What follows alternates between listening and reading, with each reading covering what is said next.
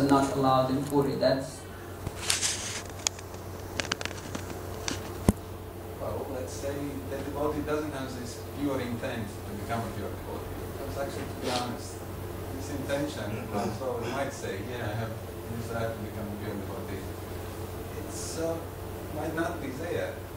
And then it means we don't fall in the category of pure devotees as described by you.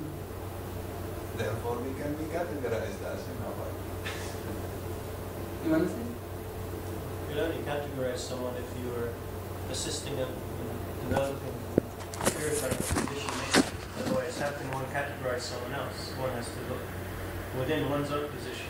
I mean, I can't categorize you because I'm not in a superior position compared to you. Now, if I was your spiritual master or your Shiksha Guru or giving you instruction, then I have to understand your conditioned nature and deal with that conditioned nature, be aware of that conditioned nature, and give you instructions according to that conditioned nature. But from a general society point of view, we're Chikta Votras. The one thing is that in dealing with others, we have to, like Prabhu is mentioning here, we have to consider our relationship with that person. If Guru has a duty, but we all have a duty to discriminate. We all have a duty because, and you see, Madhyamadikari is a person who can discriminate.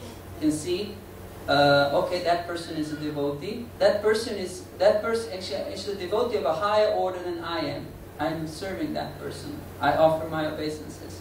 That person, I preach to that person because that person is just honest and. But this person I avoid.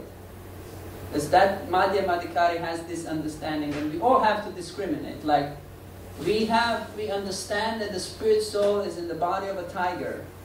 We understand this, but we don't go about embracing the tiger because we take this thing into consideration.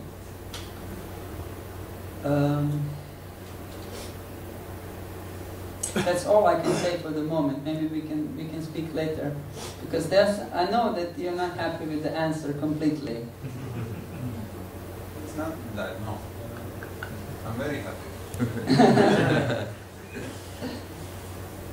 I say something about that? Yeah, okay, yeah. In chapter 7, Bhagavad Gita, and Lord Krishna says, 4 types of people approaching. The person who's distressed, the person who's looking for wealth, the person who's curious, the person who's looking for the absolute. 4 types of people approaching.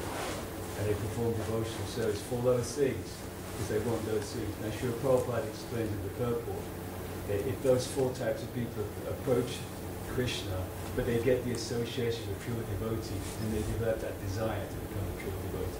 Normally, he says that a person comes, and say they come for wealth, they perform devotional service, they get the wealth, they go away, basically.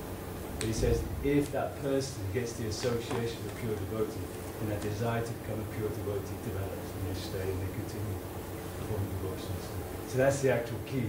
I mean, we've all come to Krishna consciousness. We don't consider ourselves, pure devotees, but if we stay following Srila Prabhupada, then that desire will develop more and more, become stronger and stronger. And then one day, that'll be the only thing we want to do. We just only want to serve Krishna. And this reminds me of one thing in this passage, what goes further the verses, and then he says that Jnani, Krishna says, Jnani, I like the Jnani the best. Because why? Because Jnani has the pure love for me. And then in the commentary, Vishwanath Chakravarti Thakur is asking, like paraphrasing Arjuna, why? You just love Jnani? You don't love the others? He said, no, they are still devotees, but they will become pure. They are still my devotees. Like you can say so much for Krishna and so much for some other things. But there's still this, so much for Krishna. There's still this. Might be comparably small to other desires that we have, but if the wood is put on fire, it'll just grow and grow and grow and grow. And then gradually it just shift the thing.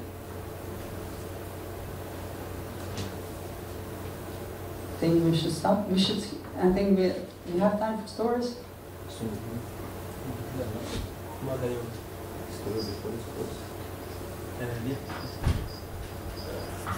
Verse Jugalabhishek Prabhu.